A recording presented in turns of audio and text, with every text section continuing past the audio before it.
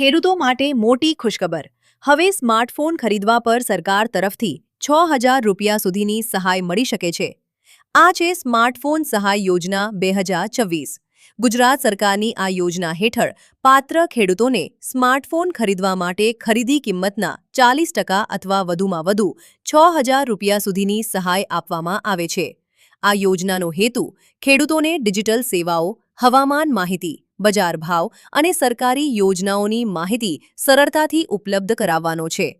જો તમે હજુ સુધી અરજી કરી નથી તો અરજી કરવા માટેની લિંક નીચે આપવામાં આવી છે અથવા અમારી પ્રોફાઇલની બાયોમાં આપેલી લિંક પર ક્લિક કરીને સરળતાથી અરજી કરી શકો છો.